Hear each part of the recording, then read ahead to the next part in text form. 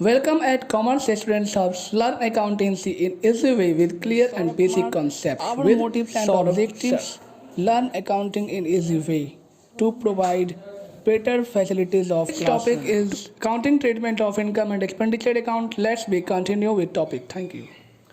Good morning मेरे प्यारे students, प्यारे साथियों, आपका स्वागत है कॉमर्स स्टूडेंट्स। यहाँ आपको कॉमर्स रिलेटेड जो भी सब्जेक्ट्स हैं उसकी सारी वीडियोस लेक्चर्स वगैरह प्रोवाइड करवाई जाएंगी धीरे धीरे। अभी आपके पास सिर्फ अकाउंट्स का स्टडी मटेरियल वो भी डेली बेसिस पे पहुंच रहा है, ठीक है। यहाँ पे जो क्लासेस हो रही है वो डेली बेसिस पे हो रही है क्योंकि एक नया चैनल भी है, सारे स्टडी मटेरियल्स में है भी नहीं। और मैं अभी क्लास जो ले रहा हूँ वो क्लास 11th और 12th का अकाउंटेंसी का है। तो जो भी बच्चे हैं कॉमर्स सब्जेक्ट से, क्योंकि जल्द ही हम बिजनेस स्टडीज और इकोनॉमिक्स को लेकर भी यहाँ पढ़ाएंगे, तो आप सभी से रिक्वेस्ट है कि प्लीज ज्यादा से ज्यादा शेयर करवाएं, ठीक है। एंड थैंक्स इतने लव, इतने प्यार के लिए, सपोर्ट के लिए, और सपोर्ट चाहिए। Thank you. Now come to topic. हमने पिछले क्लास में पढ़ा था कि बैलेंस शीट की फॉर्मेट क्या है, फंड बेस्ड अकाउंटिंग क्या होता है, ठीक है। अब ये जो सेकेंड लास्ट टॉपिक है, welcome in part 2 of N more treatment on income and expenditure account in NPO, उसको बेचना। अब ये जो एसेट्स होते हैं वो ये जो होते हैं आप तुरंत खरीदे और तुरंत बेचे, ऐसा तो होता नहीं है। कुछ साल हम इसको यूज करके हम बेचते हैं, ठीक है। लेकिन होता क्या है, ये जो एसेट्स होते हैं वो फिक्स एसेट होते हैं, और आपको ही पता है कि ये जो फिक्स एसेट होते हैं इसमें क्या लगता है, हर साल डेप्रिसिएशन ऐड होता है, मतलब लेस किया जाता है, जिससे हमें पता चलता है कि इस साल, ठीक है, पिछले साल के मुकाबले इस साल डेप्रिसिएशन माइनस करने के बाद कितना बैलेंस रह गया है उसका, मतलब उसके वैल्यू का। जैसे मान लीजिए 10,000 का सामान लाया 2018 में, at the end of the year उसने डेप्रिसिएट कैलकुलेट किया 10% का, तो 10 लाख का 10% कितना हो गया, 1 लाख। तो 1 लाख रुपए उसमें से माइनस करके अब बचा इसका 9 लाख। तो ये 9 लाख वैल्यू जो है वो अगले साल का ओपनिंग बैलेंस होगा उस फिक्स एसेट का, ठीक है। और फिर इस साल के लास्ट में फिर डेप्रिसिएशन लगेगा, फिर मान लीजिए 10% लगा है। तो अगर कंपनी 2 तरीके से डेप्रिसिएशन लगाती है, अगर स्ट्रेट वैल्यू है तो जो स्टार्टिंग में लगा 1 लाख वही 1 लाख हर साल चलेगा। लेकिन अगर डिमिनिशिंग वैल्यू है तो जो वैल्यू हर साल घटता जा रहा है उसी वैल्यू पर डेप्रिसिएशन चार्ज होगा, ठीक है। स्ट्रेट वैल्यू में क्या होता है कि एक बार जो निकाल लिया ना हमने 1 लाख रुपए, वही 1 लाख रुपए हर साल माइनस करता रहेगा। लेकिन डिमिनिशिंग वैल्यू में क्या होगा, जैसे पिछले साल हमने 10 लाख का 10% निकाला 1 लाख, तो अब बच गया 9 लाख। अब इस साल जो हम डेप्रिसिएशन लगाएंगे 10% का, वो 9 लाख का होगा। वो क्या होगा, 9 लाख का होगा। तो 9 लाख का 10% कितना हो गया, 90,000। तो अब 9 लाख में से 90,000 हम माइनस कर देंगे, 8,10,000 हो जाएगा, है ना। फिर अगले साल हम लगाएंगे तो फिर 8,10,000 का डेप्रिसिएशन निकालेंगे 10%। तो इस तरीके से डिमिनिशिंग वैल्यू पर डेप्रिसिएशन लगता है। लेकिन अब स्ट्रेट वैल्यू मेथड यूज किया जाता है डेप्रिसिएशन निकालने में। तो स्टार्टिंग में जो ओरिजिनल वैल्यू में जो हमने निकाल लिया पूरे साल का, ठीक है, उसी अमाउंट को हम क्या करते हैं, मतलब माइनस करते रहते हैं। इसीलिए कहा जाता है डेप्रिसिएशन होता क्या है, depreciation is the falling value of the asset, मतलब एसेट की जो वैल्यू होती है वो हमेशा गिरती रहती है, डाउन होता रहता है, उसको कहते हैं, ठीक है। तो इसकी एंट्री कैसे करते हैं, देखिए मशीनरी अकाउंट है, जैसे मान लीजिए मशीनरी अकाउंट। अब इसने मशीन खरीदा, इसने मशीन खरीदा, कब खरीदा, 1 अप्रैल को 2018 टू बैंक 10 लाख, ठीक है। अब इसमें हर साल क्या लगता है, डेप्रिसिएशन लगता है। तो यहां हमने लिख दिया 31 मार्च को डेप्रिसिएशन 10% 10 लाख का कितना आ जाएगा, 1 लाख, ठीक है। जो बैलेंस अमाउंट आएगा वो 10 लाख में से 1 लाख माइनस करेंगे, 10 लाख में से 1 लाख माइनस करेंगे, कितना बच जाएगा? 9 लाख। ठीक है, अब इसको अगले साल हम ट्रांसफर कर देंगे बाय बैलेंस ब्रॉट डाउन के नाम पे। तो ये कितना आ गया आपका? 9 लाख। अब ये भी कह रहा है कि 1 अक्टूबर को, ये 2018 था, ये 19 है, 1 अक्टूबर 2019 एक नया मशीनरी खरीद लिया इसने, एक नया मशीनरी खरीदा, तो उस मशीनरी की वैल्यू तो इसमें ऐड हो गई। जैसे मान लीजिए 1 लाख का था, 1 लाख ऐड कर दिया। अब फिर ये भी कह रहा है कि 1 अक्टूबर को ये जो मशीन है ये बिक रहा है, 1 अक्टूबर को ये जो मशीन है वो क्या हो रहा है? बिक रहा है। तो 1 अक्टूबर 2019, ठीक है। तो जब बिक रहा होगा, बेचने के समय हमें देखना है कि उस साल हमने मशीन का कितना यूज किया, कितने महीने यूज किया, 5 महीने, 4 महीने, 3 महीने, 6 महीने, कितना महीना यूज किया हमने। ठीक है, तो उस चीज को हमें इसमें देखना होगा। तो हम वो चीज कैसे देखेंगे? अगर मान लीजिए अप्रैल 1 को इसकी बैलेंस 9 लाख है, किसका? उस मशीनरी का, तो बिक कब रहा है? अक्टूबर को। तो अब देखिए अक्टूबर, अप्रैल, मई, जून, जुलाई, अगस्त, सितंबर, अक्टूबर, मतलब अक्टूबर के पहले दिन बिक रहा है। इसका मतलब उसका कंज्यूम हमने कब तक किया? सितंबर तक, मतलब 6 महीने। ठीक है, तो 6 महीने का हम यहां लगाएंगे डेप्रिसिएशन, डेप्रिसिएशन। तो अब 9 लाख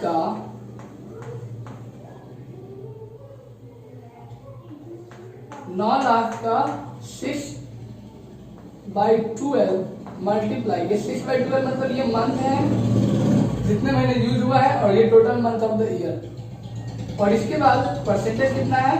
10%। ये है तरीका डेप्रिसिएशन निकालने का। इसको हमने यहाँ माइनस किया, ये यहाँ माइनस, 3 3 9, ठीक है, 3 4 12, फिर 2 2 4, 2 3 6। अब इसको कैलकुलेट करो, 3 3 हो गया 9, 9 1 2 3 4, ये हो गया 90,000 बाई 2। अब इसको माइनस करोगे तो कितना आ जाएगा? 45,000।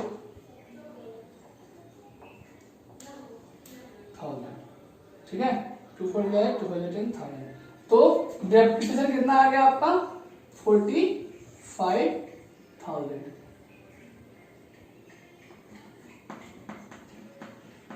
आ गया।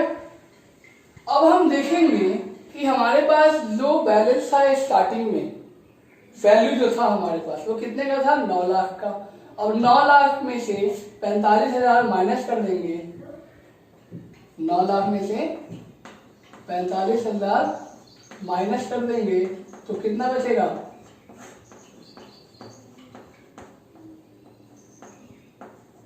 ये बचेगा 8,55,000। कितना बचेगा? 8,55,000। अब अगर उसमें ये दिया है कि ये जो 1 अप्रैल को जो हमारे पास सामान था, जो हमने 1 अप्रैल 2018 को खरीदा था, ठीक है, खरीदा था, परचेज किया था, उस मशीन को हम बेच रहे हैं 1 अक्टूबर 2019 को, तो हमें क्या करना पड़ेगा? सबसे पहले उसकी वैल्यू 2019 में कितनी है वो हम देखेंगे ओपनिंग बैलेंस में, और उसके बाद उसमें से डेप्रिसिएशन माइनस करेंगे 1 अक्टूबर तक का, सॉरी 31 सितंबर तक का, और उस वैल्यू में से इस वैल्यू को माइनस करेंगे, जो वैल्यू आएगा अब इसका कंपेयर करेंगे किससे? जो अमाउंट हमें सेल करने पर रिसीव हो रहा है। जैसे मान लीजिए कि यहां पर हमें रिसीव हो रहा है बाय कैश, मतलब बैंक। अगर मान लीजिए हमें रिसीव हो रहा है यहाँ पे 7 लाख रुपए, कितना? 7 लाख। तो क्या होगा? 7 लाख इसमें से माइनस कर दिया, हो गया 1,55,000। हमें 1,55,000 का लॉस हो गया यहाँ पे। तो हम यहाँ लिखेंगे फिर by loss on sale, by loss on sale 1,55,000। ठीक है। पर अगर मान लीजिए यहाँ पर 9 लाख रहता तो क्या होता, अगर 9 लाख रहता तो यहाँ पे 45,000 का हमारे को फायदा होता। तो वो 45,000 हम कहाँ लिखते हैं, इस तरफ लिखते हैं प्रॉफिट ऑन सेल के नाम से, यहाँ लिखते हैं प्रॉफिट ऑन सेल।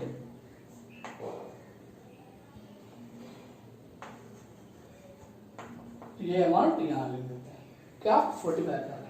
ठीक है, तो इस तरीके से हम डेप्रिसिएशन कैलकुलेट करते हैं किसका, एसेट का। ठीक है, और ये जो डेप्रिसिएशन अमाउंट आता है हमारे पास हर साल, वो डेप्रिसिएशन अमाउंट हमारा चला जाता है इनकम एंड एक्सपेंडिचर अकाउंट के एक्सपेंस साइड में। ठीक है, एक जगह चला गया इनकम एंड एक्सपेंडिचर अकाउंट के एक्सपेंस साइड में, और दूसरा जगह है आपका बैलेंस शीट के जहां पर मशीनरी लिखा हुआ है उसके वैल्यू को माइनस करके। ये चीज समझ में आ गया होगा। तो हमारे पास मान लीजिए इस साल का जो वैल्यू है मशीनरी का वो कितना है, 9 लाख, और डेप्रेशन लग गया है 45,000। ठीक है, और लॉस हो गया 1,55,000। तो इसकी जो एंट्री होती है बैलेंस शीट में, बैलेंस शीट में asset side machinery value less करते हैं डेप्रिसिएशन। ठीक है, और जो अमाउंट आता है उसे हम ट्रांसफर करते हैं। और ये जो डेप्रिसिएशन अमाउंट है ये इनकम एंड एक्सपेंडिचर्स अकाउंट में किस तरफ आता है, एक्सपेंस साइड आता है। किस नाम से, डेप्रिसिएशन के नाम से। ठीक है, अब सेल कर रहे हैं तो सेल करने पर हमें प्रॉफिट भी हो सकता है और लॉस भी हो सकता है। अगर प्रॉफिट हो रहा है तो वो जाएगा आपका इस तरफ, इनकम की तरफ। ठीक है, अगर लॉस हो रहा है तो एक्सपेंस की तरफ। बस, बाकी और कुछ नहीं है इस सेल ऑफ ओल्ड एसेट्स में। समझाया? तो पुराने सामान को हम बेचते हैं और उस बेचने के दौरान हमें फायदा भी होता है और नुकसान भी हो सकता है। ठीक है, और इसी दौरान अगर हम बेच रहे हैं ना तो सबसे पहले हम यहाँ लिखेंगे सेल और फिर यहाँ पर लिखेंगे लेस डेप्रिसिएशन। जिस सामान को हम बेचेंगे ना उसका हम यहाँ पे माइनस करेंगे और फिर डेप्रिसिएशन भी माइनस करेंगे और फिर यहाँ पर हम अमाउंट लिखेंगे। और कोई ऐड होता है मशीनरी नया तो इसमें हम ऐड करेंगे मशीनरी और फिर हम इसका डेप्रिसिएशन निकालेंगे। ठीक है, इस तरीके से इसका हम ट्रांजेक्शन करेंगे और इस एडजस्टमेंट करेंगे। कोई भी दिक्कत हो कमेंट सेक्शन में आप कमेंट कीजिए।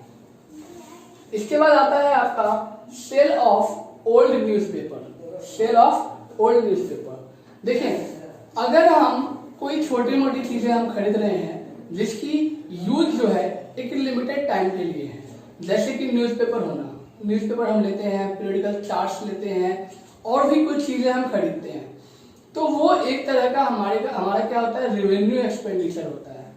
अब उसी चीज को बेचने पर, क्योंकि ये जो न्यूज़पेपर्स जो होते हैं वो तो सिर्फ करंट अफेयर्स जानने के लिए यूज किया जाता है कि आज क्या हुआ है, कल तो वो बिकना है। ठीक है, या फिर कलेक्ट करके उसको हम साल के एंड में बेच देते हैं। उससे जो इनकम होता है बेचने पर उसको बोलते हैं revenue receipt.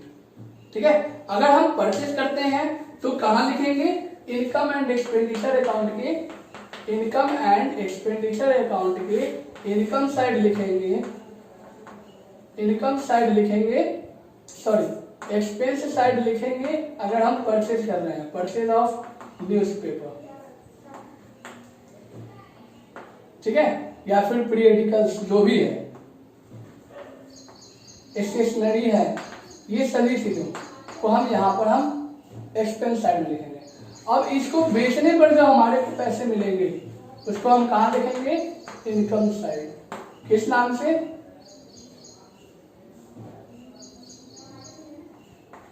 Bye cell of newspaper, या फिर कोई भी चीजें हम बेच रहे हैं। ठीक है, उस अमाउंट को हम यहाँ लिखेंगे। ठीक है, तो ये सब हो गया आपका छोटे मोटे चीजें जो हम खरीदते हैं डेली बेसिस पर रूटीन वर्क के लिए।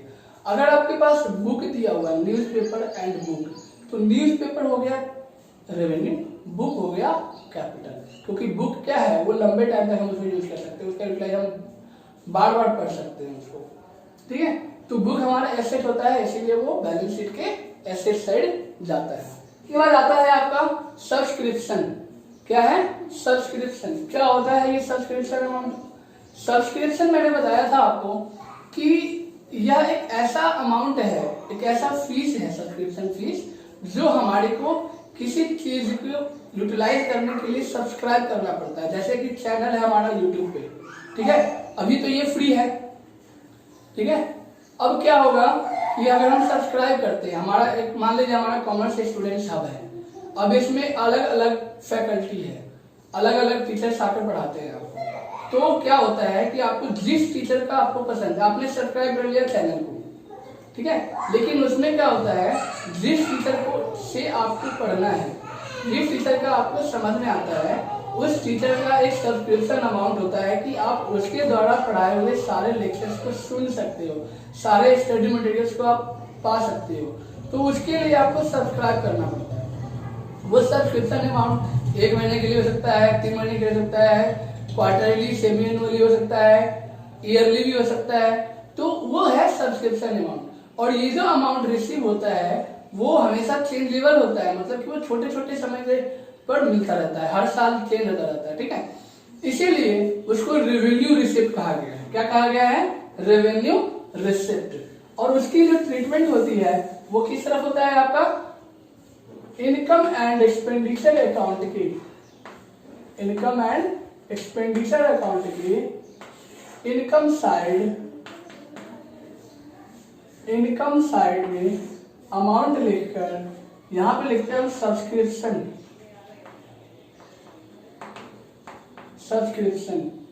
ठीक है।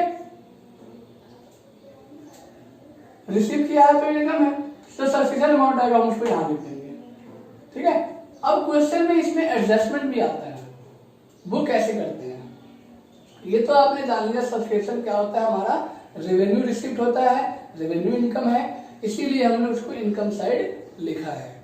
लेकिन इसमें कुछ क्या है, हमारा एडजस्टमेंट है। अब वो एडजस्टमेंट हम कैसे करते हैं वो हम दिखाएंगे आपको इस तरीके से। ट्रीटमेंट ऑफ सब्सक्रिप्शन,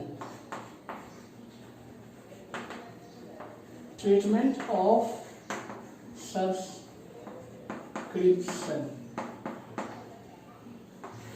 ठीक है।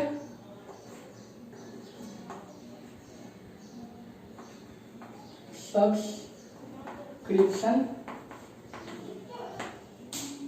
ठीक है। क्या है? सब्सक्रिप्शन रिसीव्ड ड्यूरिंग ईयर में हम सब्सक्रिप्शन जो है वो नेक्स्ट ईयर का भी पा सकते हैं, मतलब एडवांस में भी पा सकते हैं, हो सकता है प्रीवियस ईयर का हो उसे भी हम पा सकते हैं, या फिर करंट ईयर का भी ले सकते हैं। तो ये जो सब्सक्रिप्शन अमाउंट आप देख रहे हैं, हमने आपको बताया था इनकम एंड एक्सपेंडिचर अकाउंट की जब थ्योरी क्लास ली थी, उसमें हमने बताया था कि इनकम एंड एक्सपेंडिचर अकाउंट सिर्फ रिकॉर्ड करता है एक्सपेंस और income include during the year. मतलब इस करंट ईयर का जो भी एक्सपेंस है वो पास्ट का भी नहीं करता है एक्सेप्ट, और फ्यूचर का भी एक्सेप्ट नहीं करता है, मतलब नेक्स्ट ईयर का भी नहीं एक्सेप्ट करता है, वो सिर्फ करंट ईयर का। तो इसके एडजस्टमेंट हम कैसे करते हैं वो देखिए। इसमें हम ऐड करते हैं आउटस्टैंडिंग सब्सक्रिप्शन, ठीक है, एट द एंड, और रिसीव्ड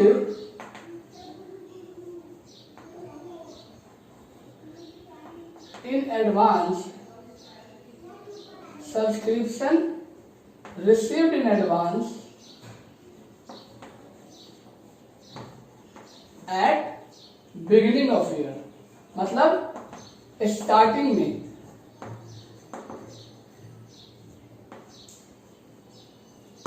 ठीक है। और फिर हम लेस करते हैं, क्या करते हैं? Less outstanding subscription at beginning, इसको लेस करते हैं, और received in subscription received in advance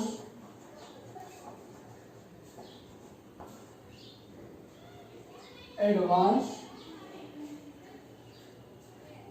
at the end of year. ठीक है, तो इसको हमने ऐड किया,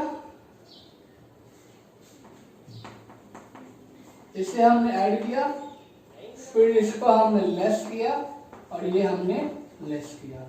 जो अमाउंट आया उसको अमाउंट साइड में ट्रांसफर कर दिया। ठीक है, अमाउंट साइड में ट्रांसफर कर दिया। तो ये है आपका ट्रीटमेंट ऑफ सब्सक्रिप्शन कैसे करते हैं। Subscription receive during the year, वो सब्सक्रिप्शन आपका पिछले साल का भी रहता है, नेक्स्ट ईयर का भी रहता है और करंट ईयर का भी रहता है। उसमें हम क्या ऐड करेंगे, क्या लेस करेंगे, वो आप देखिए। इसमें ऐड करेंगे हम outstanding subscription at the end. उसमें क्या ऐड करेंगे हम, जो आउटस्टैंडिंग रह गया है इस साल का लास्ट में, उसको ऐड करेंगे। और जो हम एडवांस में रिसीव कर रहे हैं एट द बिगिनिंग, उसको हम ऐड करेंगे। और आउटस्टैंडिंग है, अगर स्टार्टिंग में आउटस्टैंडिंग है तो उसको लेस करेंगे। और subscription receive in advance at the end of the year, उसको हम लेस करेंगे। और जो आएगा अमाउंट सब्सक्रिप्शन का, उसको हम यहाँ लिखेंगे। ठीक है, अगर सब्सक्रिप्शन अभी आउटस्टैंडिंग है इस साल का, तो बैलेंस शीट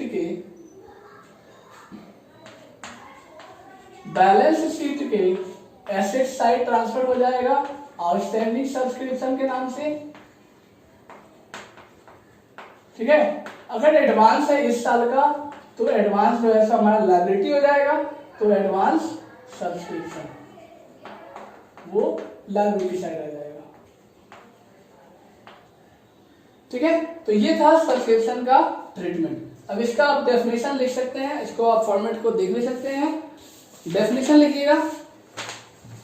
डेफिनेशन है, it is the amount paid by the member periodically, quarterly, half yearly और annual, so their membership remains alive. It is income for NPO.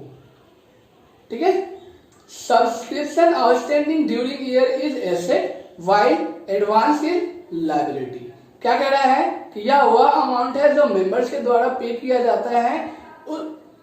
ठीक है, किस चीज के लिए, हमेशा के लिए, उसमें अलाइव रहने के लिए, मतलब हमेशा के लिए रहने के लिए। और वह अमाउंट जो है क्वार्टरली भी दे सकता है, हाफ ईयरली या फिर एनुअली भी दे सकता है।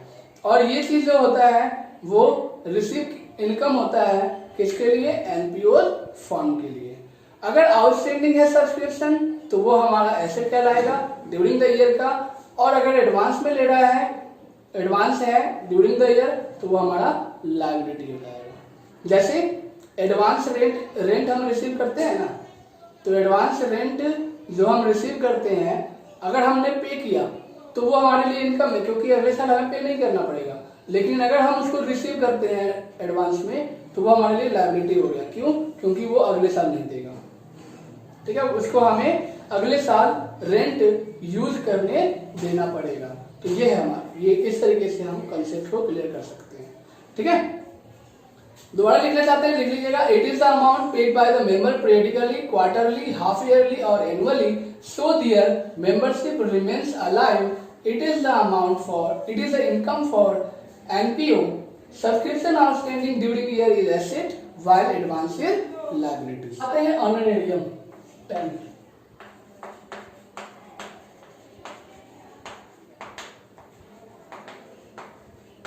ऑनरेरियम क्या होता है? ये ऑनरेरियम, ऑनरेरियम होता है वह अमाउंट जब किसी व्यक्ति को पे किया जाता है नॉन रूटीन वर्क के लिए, नॉन रूटीन वर्क के लिए। जैसे कि स्कूल में दो तरह के टीचर होते हैं, एक गेस्ट टीचर होते हैं जिसको हम बोलते हैं अतिथि शिक्षक, ठीक है, और एक टीचर होता है जो परमानेंट होता है। ठीक है, तो जो गेस्ट टीचर होते हैं उनको जो हम दे रहे हैं, पेमेंट कर रहे हैं, वो कहलाता है ऑनरेरियम।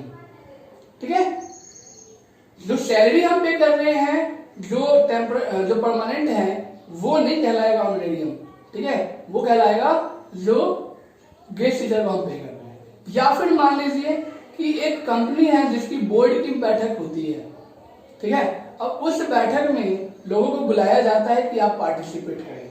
ठीक है, जो बोर्ड का मेंबर्स ऑफ बोर्ड होते हैं, बोर्ड्स ऑफ मेंबर्स जो भी होते हैं, उसको बुलाया जाता है। अब उसको वो कहता है मैं क्यों आऊं, तो वो कहता है कि भाई तुम्हें इतने पैसे दूंगा मैं आ जाओ, तो वो अमाउंट उसके लिए जो पेमेंट करता है फर्म, वो अमाउंट कहलाता है ऑनरेरियम। ठीक है। और एक तरह से ये एक्सपेंस होता है, क्योंकि ये शॉर्ट टाइम एक्सपेंस है, इसका कोई फायदा नहीं होना है, तो ये शॉर्ट टाइम एक्सपेंस है, रेवेन्यू नेचर का है, तो ये जाएगा आपका इनकम एंड एक्सपेंडिचर अकाउंट के expense side, income and expenditure account के एक्सपेंस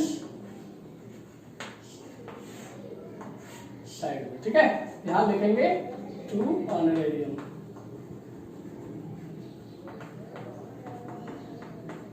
ठीक है, अगला है रेवेन्यू एक्सपेंस। रेवेन्यू एक्सपेंस क्या होता है? सबसे पहले इसका आप डेफिनेशन लिखिए। डेफिनेशन है आपका ऑनरेरियम का, honorarium is a fee that someone received for doing which is not a normal, मतलब और वह अमाउंट जो नॉर्मल, जो किसी काम के लिए मिलता है और वो काम उसका नॉर्मल नहीं होता है। ठीक है, तो honorarium is a fee that someone received for doing something which is not a normal, like meeting of board of members, like meeting of board of members, fees paid to members for this separately, it is debited to income and expenditure account. Debited मतलब expenditure side। ठीक है, अब आते हैं revenue receipt.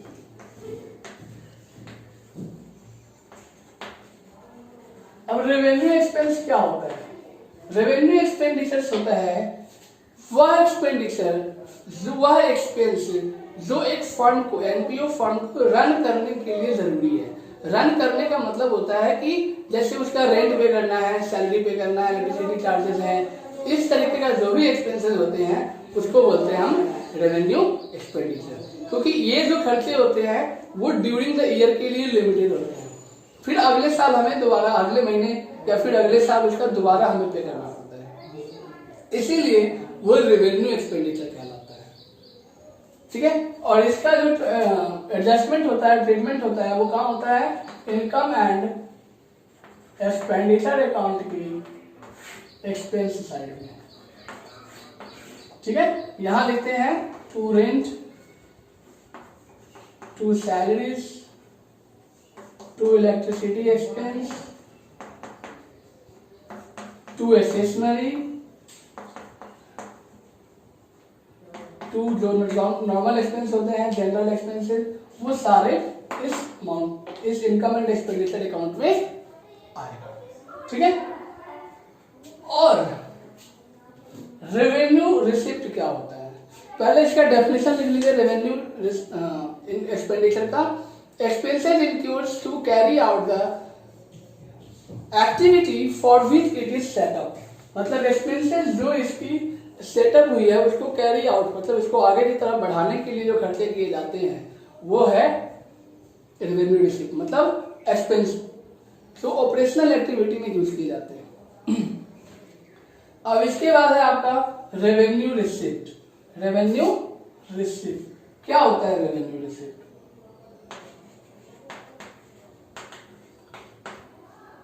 Revenue receipt वह होता है जो शॉर्ट टाइम के लिए होता है, जैसे बताया था ना मैंने, कंट्रीब्यूशन ऑन द एनुअल, क्या था, एनुअल पार्टी, या फिर जो लाइफ में, सॉरी, जो आपका जनरल डोनेशन होता है, एंट्री फीस होता है, ये सभी रेवेन्यू नेचर का रेवेन्यू रिसिप्ट है। ये शॉर्ट टाइम के लिए है, इसका फायदा जो है सो हम कुछ ही समय के लिए उठा पाते हैं, तो इसीलिए ये इनकम, जैसे कि सेल कर रहे हैं किसी एसेट को, तो जो पैसे मिल रहे हैं हमें वो आ जाएगा इसमें, तो इस ये कहलाएगा रेवेन्यू रिसिप्ट। तो revenue receipt is the income such as entrance fees, general donation, contribution on annual party या फिर एनुअल ओकेजन्स, जो भी है ये सभी आपका इनकम एंड वो रेवेन्यू रिसिप्ट कहलाता है, और इसकी एंट्री होती है इनकम साइड में, इनकम एंड एक्सपेंडिचर अकाउंट की। ठीक है, क्या लिखते हैं यहां पर हम? By entrance fees, by subscriptions, ठीक है। बाय आपका आ जाएगा सेल ऑफ न्यूज़पेपर, जो भी है जिससे हमें रिसीव होता है और वो शॉर्ट टाइम की बेनिफिट्स होता है, तो हम वो है रेवेन्यू रिसिप्ट। अब आते हैं कैपिटल एक्सपेंडिचर और कैपिटल रिसिप्ट पे।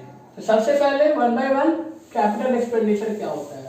कैपिटल एक्सपेंडिचर जो होता है वो एक ऐसा खर्च होता है जो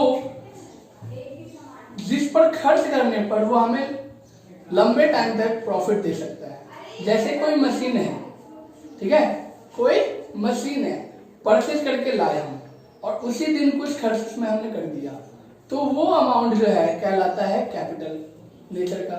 लेकिन अगर बाद में अगर खर्च किया तो वो रिपेयर हो गया और वो चला जाता है आपका किसमें, इनकम एंड एक्सपेंडिचर अकाउंट के एक्सपेंस साइड में। तो जैसे कि आपका स्पेसिफिक डोनेशन है, मान लीजिए, ठीक है, अगर आप किसी को डोनेट करते हैं तो वो हो गया कैपिटल एक्सपेंडिचर। या फिर परचेज ऑफ मशीनरी, मशीन आप परचेज कर रहे हैं, उसमें एक्सपेंस कर रहे हैं। अब वो मशीनरी आपने जो परचेज किया है वो एक साल के लिए तो किया नहीं होगा, वो लंबे टाइम तक के लिए किया होगा, तो वो एक्सपेंस कहलाता है कैपिटल एक्सपेंडिचर। ठीक है, तो इसकी जो ट्रांजेक्शन होते हैं वो उसकी ट्रीटमेंट कैसे होता है, तो ये आपका बैलेंस शीट के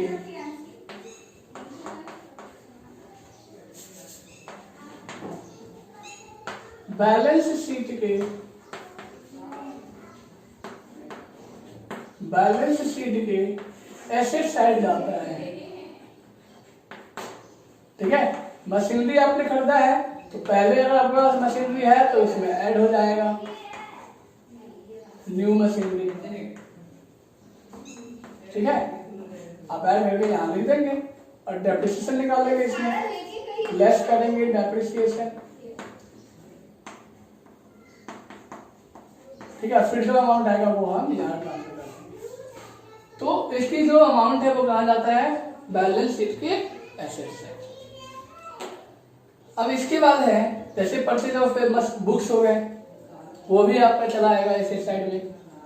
तो जो खर्चे हमारे को लंबे टाइम तक, मतलब कि वो लिमिटेड नहीं है कि एक ही साल में हमारे खत्म हो जाएगा, वो हम लंबे टाइम तक उसका फायदा उठा सकते हैं। अगर उस पर कोई हमने खर्च किया है तो वो हमारा कहलाएगा कैपिटल एक्सपेंडिचर। अब कैपिटल रिसिप्ट क्या होता है, कैपिटल रिसिप्ट क्या होता है, यह वह अमाउंट है, ठीक है, जो हमें लंबे टाइम तक, जैसे कि कैपिटल रिसिप्ट में आता है आपका, जैसे कि मान लीजिए स्पेसिफिक डोनेशन आपको रिसीव हो रहा है, जैसे donation for building, donation for tournament. ठीक है, तो ये क्या है आपका स्पेसिफिक रिसिप्ट है। तो ये जो होता है स्पेशल पर्पस के लिए जो आपको दिया जा रहा है रिसिप्ट पैसे, वो आपका कहाँ चला आता है, बैलेंस शीट के लायबिलिटी साइड, बैलेंस शीट के लायबिलिटी साइड। ठीक है, लाइफ मेंबरशिप फीस हो गया, ये भी आपका क्या है, कैपिटल रिसिप्ट है। तो ये सभी चीजें जो है जो बैलेंस शीट पे किस तरफ आते हैं, लायबिलिटी साइड आते हैं। ठीक है, इसके बाद आता है आपका लास्ट है cost of goods consumed, cost of goods consumed, ये लास्ट है आपका cost of goods consumed, cost of goods consumed. क्या होता है कॉस्ट ऑफ गुड्स कंज्यूम्ड, आपने देखा होगा बैलेंस शीट के स्टार्टिंग में आपने देखा होगा काफी सारे स्टॉक्स मटेरियल होते हैं, स्टॉक्स ऑफ मटेरियल या फिर कंज्यूमेबल मटेरियल। ठीक है, या फिर स्टॉक्स ऑफ मटेरियल, जो भी है, अगर आप उसको कंज्यूम करते हैं, जैसे कि आपके पास मेडिसिन का स्टॉक है, लोग बीमार होते हैं, एम्प्लॉय बीमार होते हैं तो उनको हम मेडिसिन खिला देते हैं, तो वो जो मेडिसिन हमने उसमें से निकाल कर दे दिया तो मेडिसिन तो गया, स्टॉक तो कम हो गया। अब वो जो स्टॉक कम हुआ है वो वैल्यू है जिसको हम कहते हैं कॉस्ट ऑफ गुड्स कंज्यूम्ड। तो कैसे निकालते हैं, तो ओपनिंग स्टॉक, ठीक है, लेस करते हैं क्या लेस करते हैं stocks goods consumed goods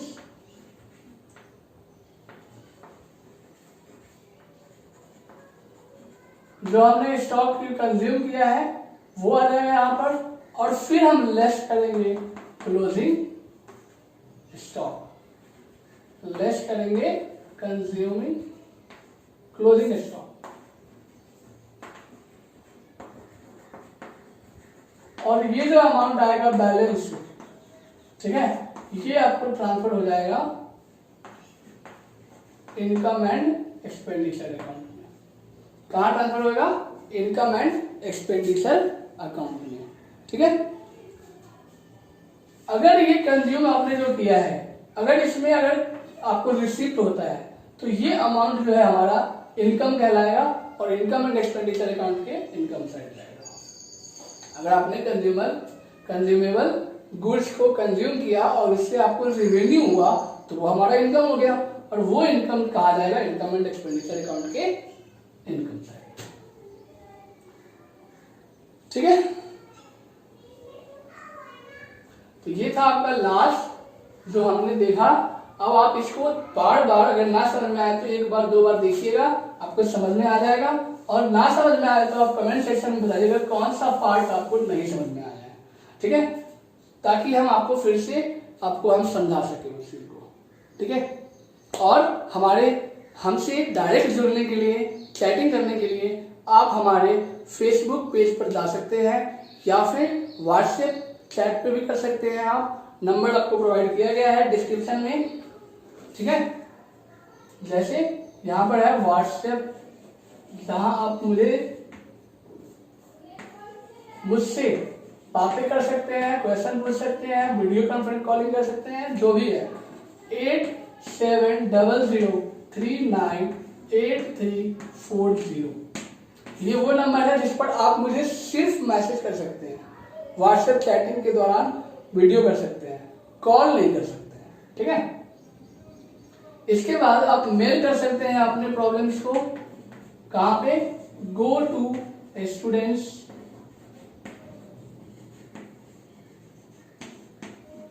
hub, go to studentshub@gmail.com पे, ठीक है।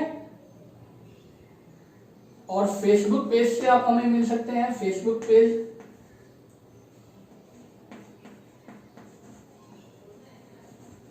जिसका नाम है कॉमर्स स्टूडेंट्स हब, ठीक है, कॉमर्स स्टूडेंट्स हब। इस पेज पर जाकर आप लाइक कर सकते हैं, ज्वाइन कर सकते हैं, ग्रुप भी है हमारा, आप उस पर हमसे बातें कर सकते हैं, अपने क्वेश्चंस को क्वेरी कर सकते हैं, पूछ सकते हैं। तो thank you once again. Please अगर आपको अच्छा लगा हो तो प्लीज शेयर कीजिए, सब्सक्राइब कीजिए। Thank you and please follow the rule of lockdown. बहुत जरूरत है क्योंकि आज हम जिस स्थिति में बढ़ने जा रहे हैं वो और भी क्रिटिकल होने वाला है, ठीक है। तो प्लीज अपने आप को सेफ रखिए, अपने कंट्री को सेफ रखिए।